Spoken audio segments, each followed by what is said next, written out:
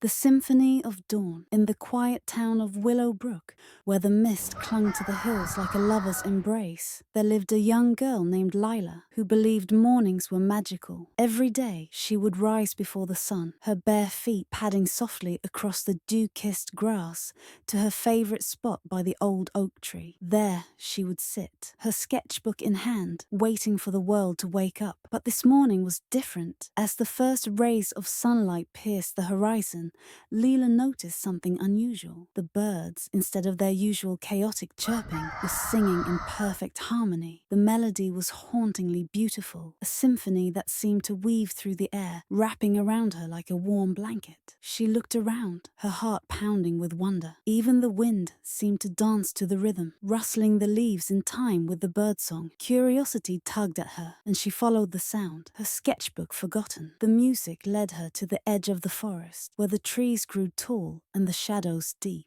There, standing in a small clearing, was a boy. He couldn't have been much older than her, with tousled hair the color of autumn leaves and eyes that sparkled like the morning dew. In his hands, he held a flute, its notes blending seamlessly with the bird's song. Lila gasped, and the boy turned, his music faltering for just a moment. Their eyes met, and in that instant, the world seemed to hold its breath. Then, as if nothing had happened, the boy smiled and continued to play, his melody growing stronger, more vibrant. Lila felt an irresistible pull, and before she knew it, she was dancing, twirling and spinning in time with the music, her laughter mingling with the symphony of dawn. The forest came alive around them. Deer peeked out from behind the trees, their eyes wide with curiosity. Butterflies flitted through the air, their wings catching the sunlight like tiny prisms. Even the flowers seemed to bloom brighter, their petals unfurling in time with the music. As the sun climbed higher, the boy's song began to fade, the notes drifting away like morning mist. He lowered his flute and looked at Lila, his smile soft and knowing. "Who are you?" she asked, her voice barely above a whisper. "I'm the keeper of mornings," he replied, his voice as gentle as the breeze. "And you, Lila, are the first to dance with me." Before she could respond, he turned and walked into the forest, his figure dissolving into the golden light. Lila stood there, her heart full of a joy she couldn't quite explain. She knew she would return to this spot every morning, hoping to hear the symphony of dawn once more. And though she never saw the boy again, the memory of that magical morning stayed with her, a reminder that even the simplest moments could hold the most extraordinary magic. From that day on, Lila's sketches were filled with the beauty of mornings, the way the light danced on the leaves, the way the world seemed to hold its breath just before the sun rose.